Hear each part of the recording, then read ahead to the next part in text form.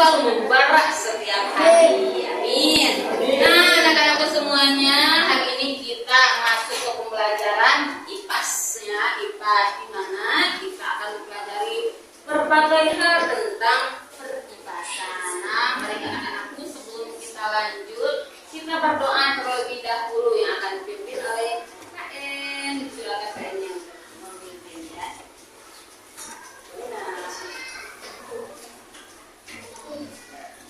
Duduk siap. Siap. Sebelum belajar, mari kita baca doa dimulai.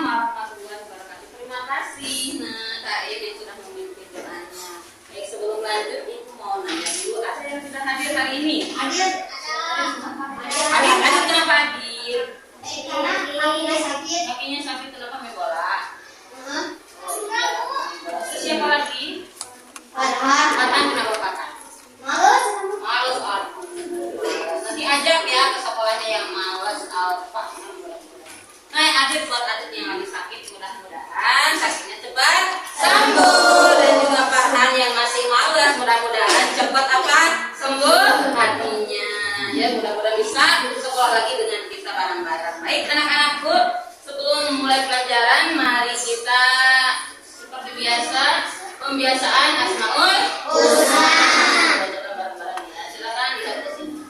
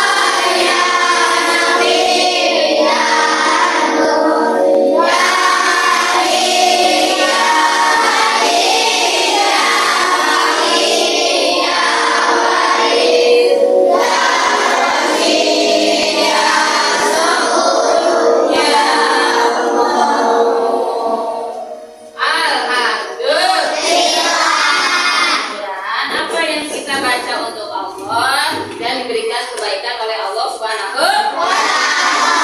Anak-anak, untuk kita mengecek dulu keadaan, silakan semuanya berdiri. Cek kerapihan. Nah, pegang. Kepala ini udah rapi? Udah. Ada yang belum dimasukkan? Buka dulu. Nah, terus masukin dong. Lihat ke bawah tali sepatunya. Oh iya, nggak apa-apa, kurang. Ya bagus ya. Di sekeliling ada sampah atau tidak? Kalau ada sampah buang dulu ya. Ya, di sekeliling ada sampah biar enak dan rapi. Oke, dibuang dulu.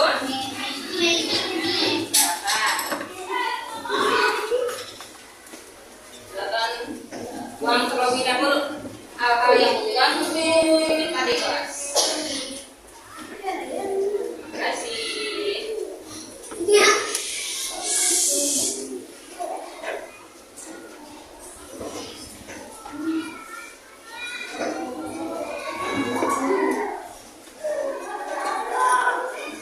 Sudah bersih?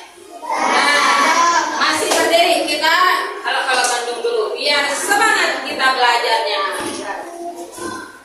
Menambah patriotisme kita untuk belajar untuk negeri kita.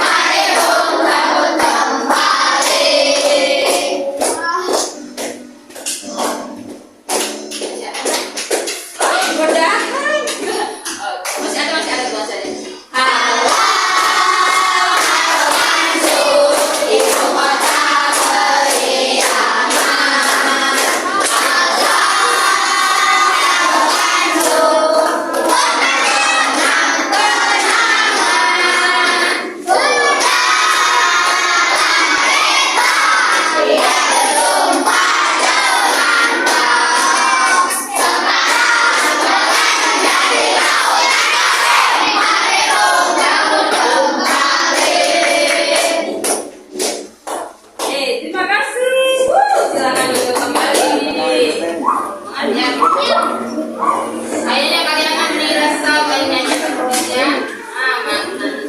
Kita lanjut dulu ya anak-anak. Lihat ini ada kata-katanya. Mana suara kelas 5? Ini suara tuh. Yang mana? Yang ini. Yang mana? Yang juara. Ya, begini. Ya, juara. Oke, ulangi. Mana suara kelas 5? Yang mana? Yang mana? Coba suaranya yang tengah masih keren. Jangan malu-malu dong, ulangi siap. Mana suara kelas 5? Yang mana? Yang mana?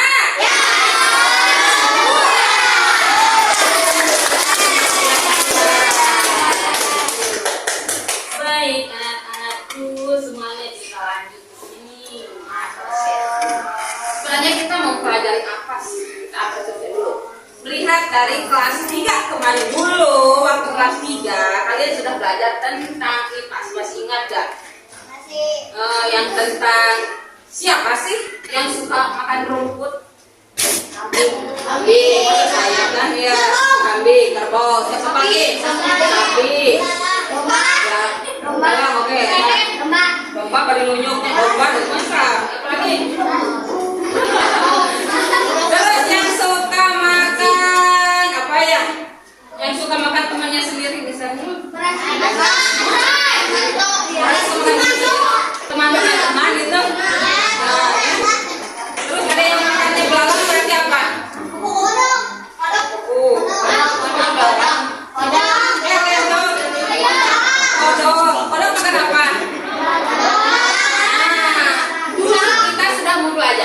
ini dan sekarang kita melanjutkan ke sebuah ekosistem yang nantinya menjadi sebuah yang harmonis deh pokoknya, harmonis banget deh pokoknya.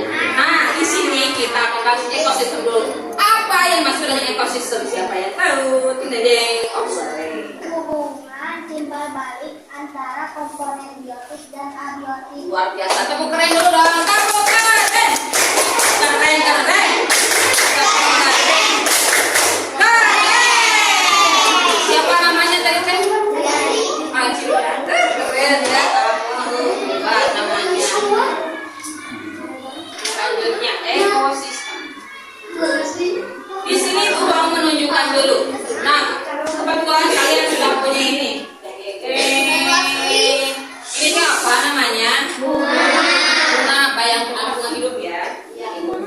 Ketika dalam suatu hari datang, kok ada naplok tadi. Yang kalian bayangkan, naplok nama. Belalang, terus nama selain belalang. Selain belalang, ada ini lebah, selain lebah apa lagi? Yang kalian bayangkan hileun, ya hileun. Nah, jika yang datang kupu-kupu, ini akan layu atau segar? Segar. Kalau yang datangnya ular, bakal gimana? Layu. Kenapa kalian bisa prediksi siapa? Ada yang menjawab? Kenapa bisa layu dengan hileun? Karena digegelan. Kalau digegelan bakal kumaha? Lawi, ngelayu, naon deui? Kuapes yang akhirnya menjadi apa? Mati. Ya, mati keinginan. Kalian sudah bisa. Jadi sebuah makhluk hidup pun kalau dicocokan terus maka akan mati. Tapi kalau dicocokan pun yang bagus-bagus, nah bakal bagus. Seperti dicocok apa tadi? Yang agak bubur, pada menjadi undang. Nah di sini, ya, tanaman dan serangga ini udah bagus, kalian sudah menjawabnya. Terima kasih. Lanjut ke tujuan pembelajaran kita hari ini. Ibu mau belajar apa sih? Kita tujuannya untuk apa? Nah, ibu sebutkan sini. Tujuan belajar kita adalah menganalisis hubungan antar makhluk hidup pada suatu ekosistem dalam bentuk jaring-jaring makanan. Kalian sudah tahu kan jaring-jaring makanan seperti apa? Yang kedua, mendeskripsikan proses transformasi antar makhluk hidup dalam suatu ekosistem. Sudah dibahas sama Tete Cantik ekosistem itu apa? Nanti kita bahas lagi. Nah, di sini anak-anakku, ibu akan memberikan dulu tes asesmen diagnostik. 3 orang perwakilan ya ke depan ya. Mau siapa? Nih yang mau ke depan. Rehan boleh dong. Sini gampang banget.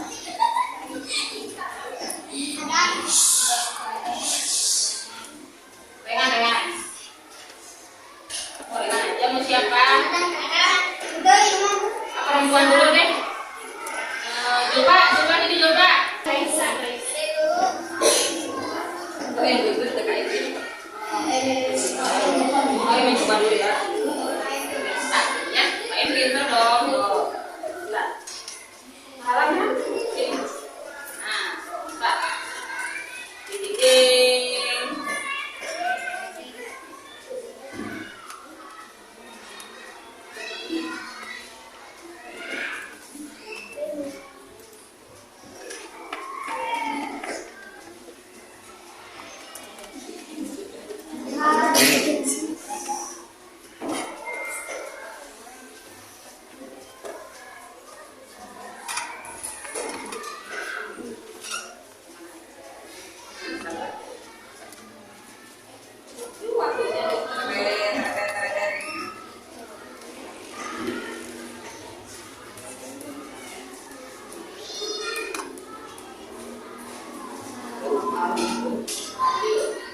Kejaran deh. Jelas.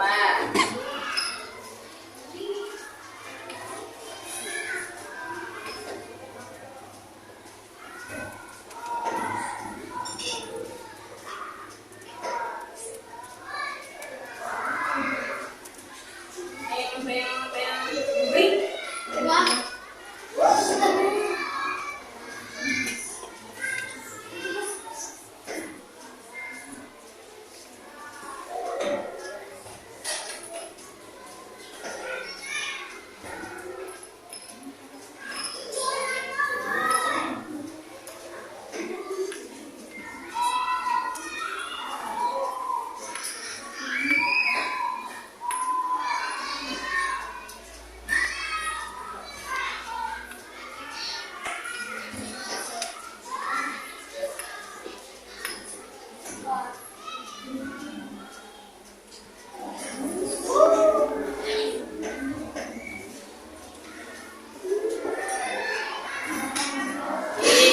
beres. Terima kasih kalian, tepuk tangan dulu dong. Ini untuk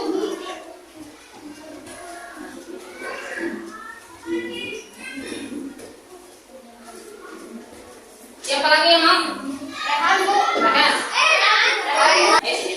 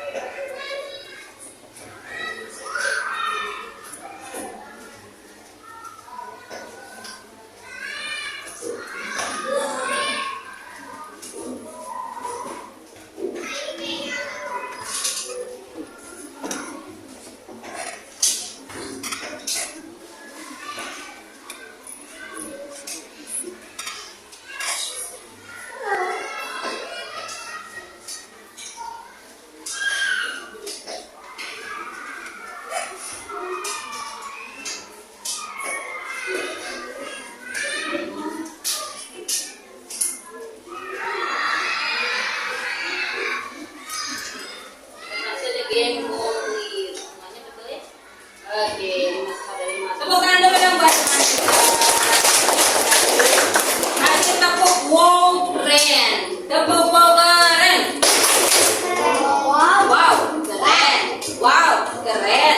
Wow keren. Ulangi lagi ya. Siap. Untuk selanjutnya udah mau ada perwakilan lagi nya sekarang lagi. Ada Rehan, Bu.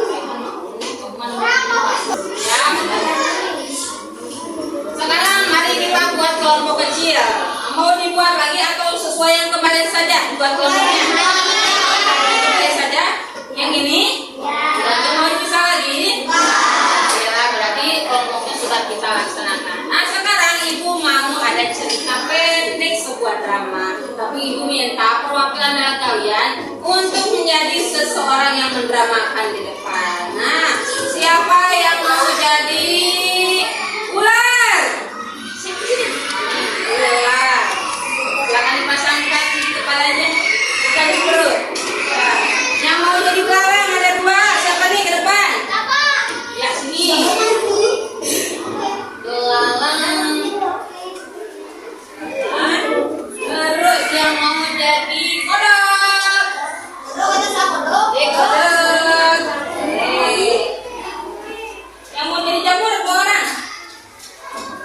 Jamur. Silakan dipasang dulu ya. Terus ada yang menjadi ikan. Iklannya. Nah, semua posisi drama di sini dulu semuanya ya, di pinggir. Di sini dulu. Jadi saya nanti bacakan ceritanya. Kalian posisinya di sini. Ketika ke depan ya. Ya.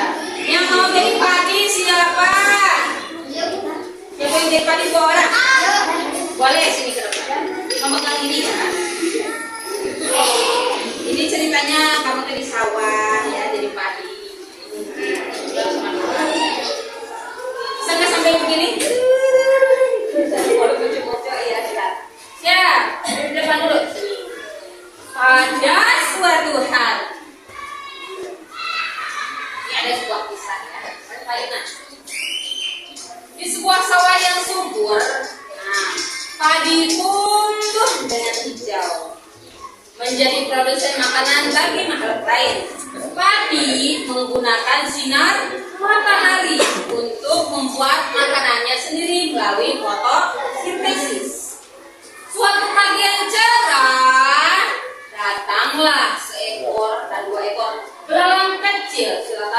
datang. Belalang datang lalu memakan padi-padi yang ada di sawah. Ya. Lalu belalang berkata apa? Enak. Enak gimana, gratis ya di sawah. Lalu ketika belalang makan, tiba-tiba seekor katak datang menghampiri belalang. Apa yang maksudku?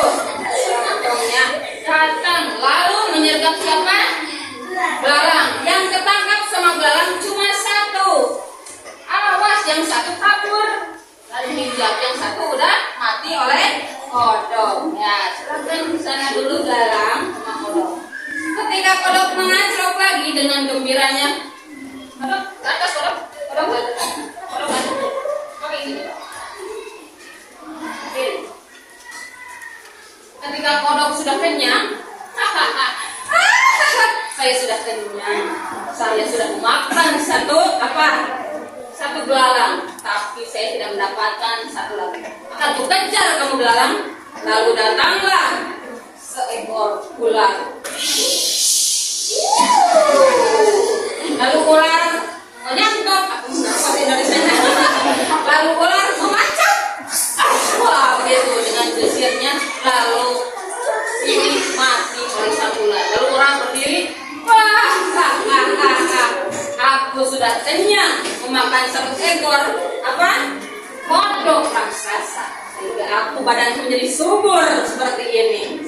Lalu datanglah ketika si ular berdesis, datang dari atas, datang menghampiri kodok, menghampiri ular, dan ular mati dibawa sengkeraman oleh elang. Lalu elang pun naik ke atas dengan gembiranya. Yuk dong, kesana kemari, kamu kesana kemari. Nah, dan ular mati dan elang pun senang. Akhirnya aku berpuasa dan aku sudah kenyang. Tapi lama kelamaan sang elang pun mati. Dan jadilah dari kematian itu sebuah jamur sebagai pengurai dari sini. Dan jamur silakan. Ketika semuanya mengurai, semuanya tumbuh dan tumbuh lagi. Si padi yang tadinya mulai mati sekarang menjadi tumbuh subur. Dan inilah siapa dia. Begitulah di sawah selalu ada hubungan makanan-makanan yang menjaga keseimbangan alam. Dari mulai padi, dari padi, hai dulu dong. Dari padi, ya silakan dulu. Dari padi, silakan dulu padi. Boleh. Kenang-kenangan di rumahnya nih Fatih.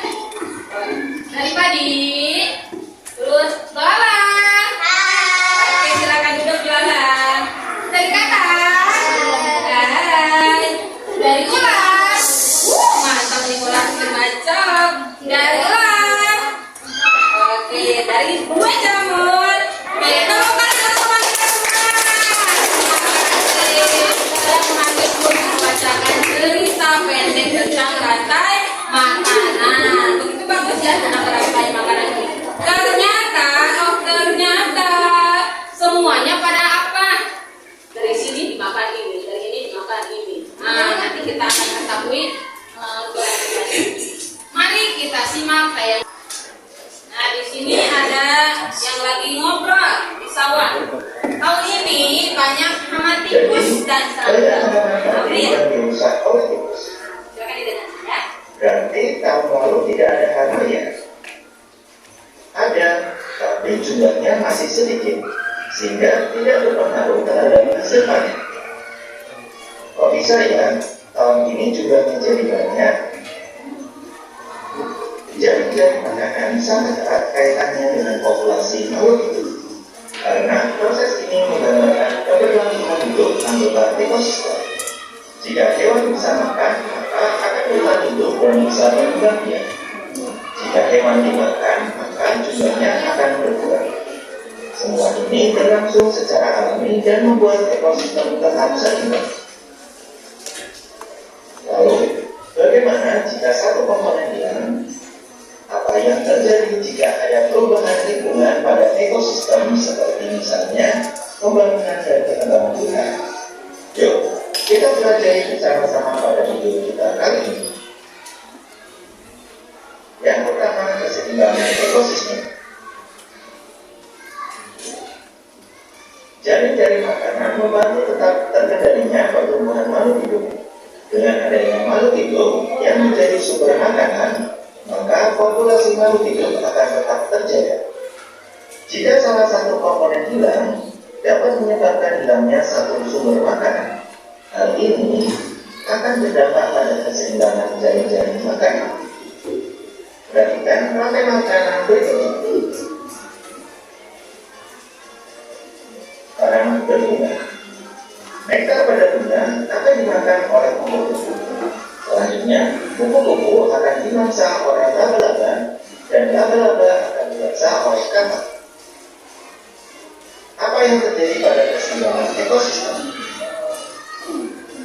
Jika lahan untuk pertumbuhan bunga berkurang, maka akan terjadi persaingan memperebutkan makanan antara kupu-kupu dan semut. Hal ini akan menyebabkan menurunnya populasi semut dan kupu-kupu. Tidak sampai situ. Hal ini akan berdampak juga pada populasi laba-laba yang membutuhkan kedua hewan ini sebagai sumber makanan. Berikutnya, jika ada penangkapan kupu-kupu yang menyebabkan berkurangnya populasi kupu-kupu, maka laba-laba akan sulit mencari makan. Dampaknya adalah menurunnya populasi laba-laba di ekosistem tersebut. Berikutnya, munculnya anggota hidup baru juga menyebabkan adanya persaingan baru di dalam memperebutkan makanan. Katak juga memakan kupu-kupu dan laba-laba. Katak akan bersaing dengan laba-laba untuk mendapatkan kupu-kupu. Katak juga akan bersaing dengan burung untuk memakan laba-laba. Yang kedua, ketidakseimbangan ekosistem. Mari kita menganalisis dampak dari ketidakseimbangan ekosistem. Perhatikan jaring-jaring makanan berikut ini. Mari kita analisis dampaknya apabila terjadi kasus pada jaring-jaring makanan tersebut. Kasus yang pertama, terjadi perburuan ular untuk diperjual belikan. Kasus yang kedua, pembangunan di sekitar sawah yang biasanya menjadi tempat tinggal ular. Dan kasus yang ketiga, permintaan ekspor katak sawah untuk dijadikan makanan semakin banyak sehingga banyak terjadi perburuan katak sawah. Mari kita analisis satu demi satu kasus tersebut. Kita mulai dari kasus yang pertama, terjadinya perburuan ular untuk diperjualbelikan. Apabila terjadi kasus tersebut, dampaknya antara lain, yang pertama, populasi elang berkurang karena tinggi. Yang kedua, populasi ular maupun katak akan meningkat atau bertambah karena berkurangnya pemangsa alami mereka. Yang ketiga, populasi tikus maupun belalang akan berkurang karena mereka banyak dimangsa oleh katak dan ular yang jumlahnya meningkat. Yang keempat, hasil panen padi akan meningkat karena berkurangnya jumlah belalang dan tikus. Kasus yang kedua, pembangunan di sekitar sawah yang biasanya menjadi tempat tinggal ular. Dampaknya antara lain, satu, populasi ular akan berkurang karena terganggunya habitat. Dua, populasi elang akan berkurang karena berkurangnya populasi ular yang menjadi makanannya. Yang ketiga, populasi katak dan tikus akan bertambah karena berkurangnya ular. Yang keempat, populasi belalang akan berkurang karena populasi katak meningkat. Yang kelima, hasil panen padi akan menurun karena meningkatnya populasi tikus. Kasus yang ketiga, permintaan ekspor katak sawah untuk dijadikan makanan semakin banyak sehingga banyak terjadi perburuan katak sawah. Dampaknya antara lain, satu, populasi katak berkurang karena diburu. Dua, populasi burung elang akan berkurang karena berkurangnya populasi katak yang menjadi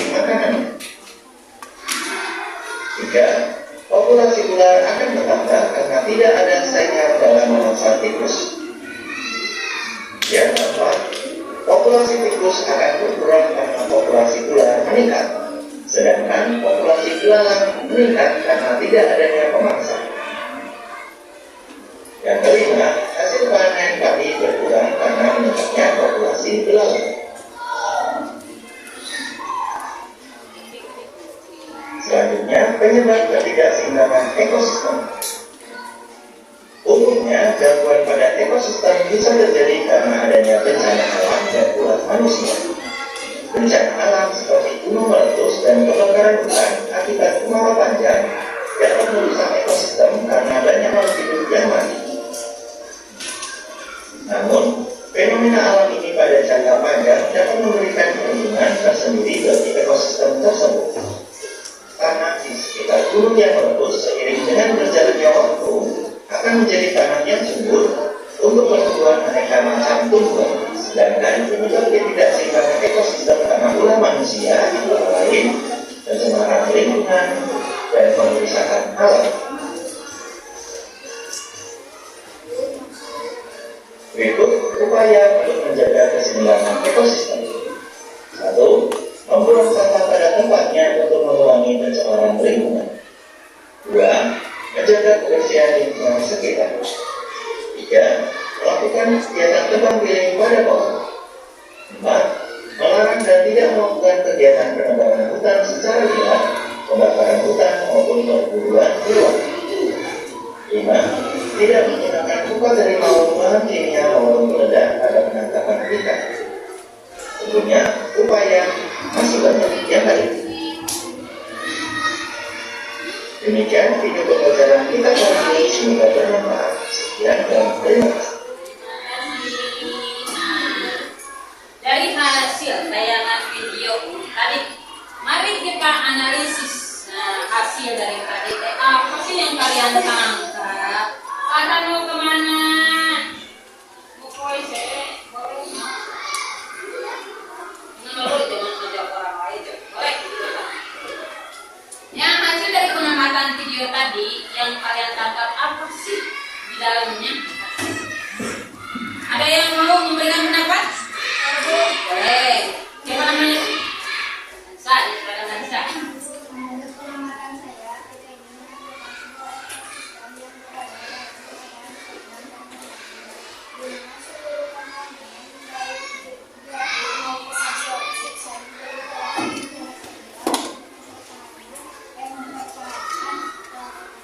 Betul sekali. Tepuk jempol dulu dong buat Ansa. Tepuk jempol. Jempol kanan, jempol kiri, 2 jempol. Asik. Buat Ansa. Kata Ansa tadi terjadi ada sesuatu yang harmonis di dalam video itu karena contohnya tadi dimakan oleh belalang dimakan, katak dimakan, ular dimakan. Contohnya, misalnya elang nggak ada di muka bumi ini, misalnya punah nggak ada elang, apa yang akan terjadi menurut kalian? Ular makin banyak nggak? iya, Makin banyak. Terus populasinya dari belalang berkurang atau bertambah? Berkurang kenapa? Karena dipatok oleh ular yang makin banyak. Kalau ular tidak ada, kita takut nggak? Karena semakin banyak ularnya, ya makin banyak ular kalau tidak ada elang. Nah, berarti kita juga harus bersyukur. Kalau tidak ada elang, berarti ular akan makin banyak. Bagus sekali, Indri. Nah, ada lagi yang mau berpendapat? Oh, boleh, silakan.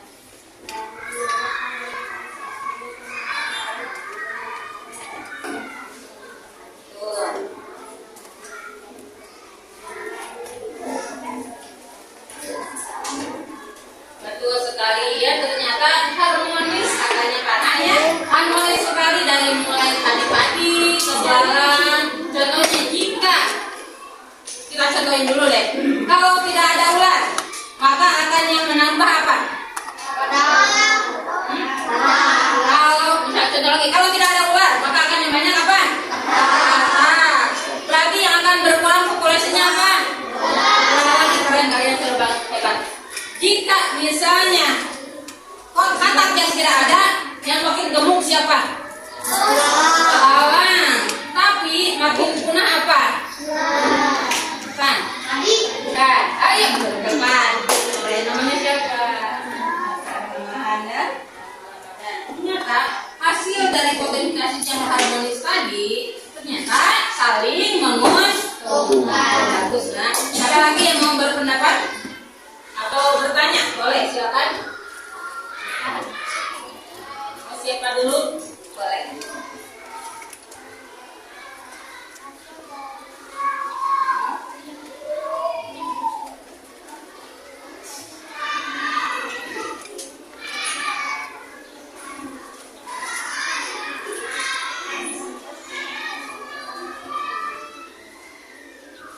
Ekosistem sangat berpengaruh terhadap lingkungan, betul sekali. Jika sesuatu ekosistem satu ada tidak ada, maka sesuatu yang ada di alam ini akan punah atau nanti hancur. Contohnya kami yang hancur teh apa tadi yang dicontohin sama kalian? Kalau misalnya ulat tidak digigit oleh apa ulatnya gigitnya sama apa? Sama apa sih? Ulat kayaknya kunaon gitu. Elang. Misalnya ulat kayak elang, berarti akan banyak nggak? Banyak. Akan punah dengan sendiri nggak? Ya, berarti kalau semuanya ingin berpengaruh, berarti tetap ekosistem yang ada harus tetap harmonis mengalir. Ada dari mulai tadi ada juga yang ulat, ada juga yang katak, ulat dan ke belalang dan mengurai menjadi ya jamur. Ada lagi yang mau menambahkan? Atau yang mau bertanya? Boleh. Namanya siapa? Putri. Oh iya. Silakan deh.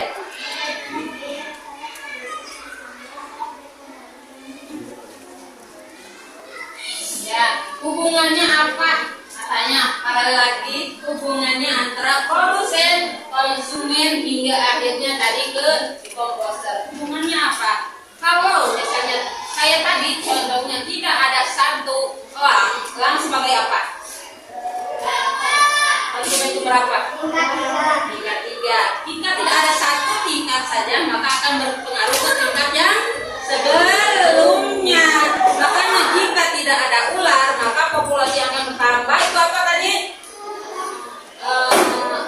Kodok. Ya, kodok tingkatnya juga belalang bisa makin banyak. Tapi bakal sedikit apa populasi apa?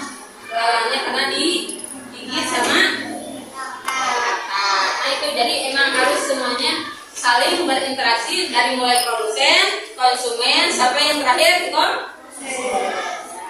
Ada lagi sebelum melanjut tadi Bu? Oh boleh silakan.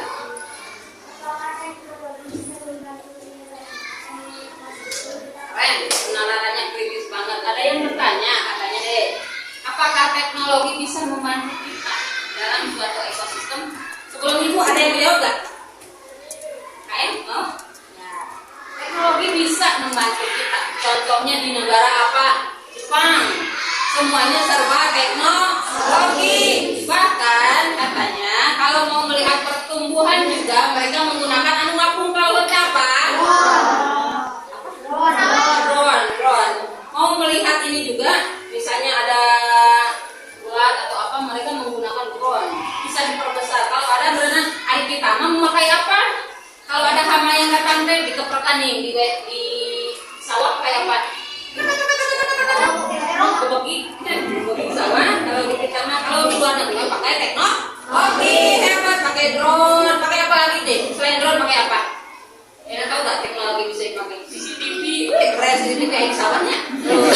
Di sawah, karena tidak mau terkena hama, jadi pakai CCTV di sawah. Kalau di kita mah bakalan punahnya apa? Yang punah teh padinya atau CCTV-nya? CCTV-nya kalau di kita yang punah. Tapi di negara lain karena mereka udah negara maju, bisa memakai drone, bisa memakai CCTV. Nah itu kemajuan teknologi keren. Ya, intinya pertanyaannya sudah maju ke sana. Sebelum lanjut, ada lagi yang mau bertanya? Cukup? Alhamdulillah, terima kasih anak-anakku. Nah, sekarang kita ibu mau memberikan lembar baca. Satu kelompok dikasih satu laptop.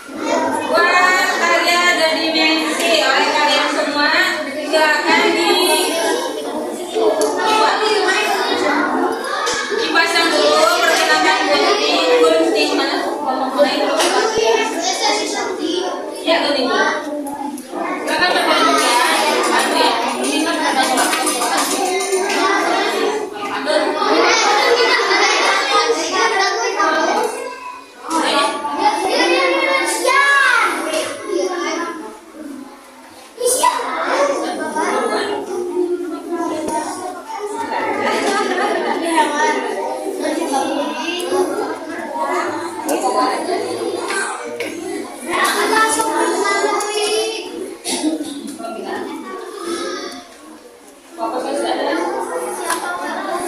Silakan disuntik terlebih dahulu. Yang rapi ya, kerjasama.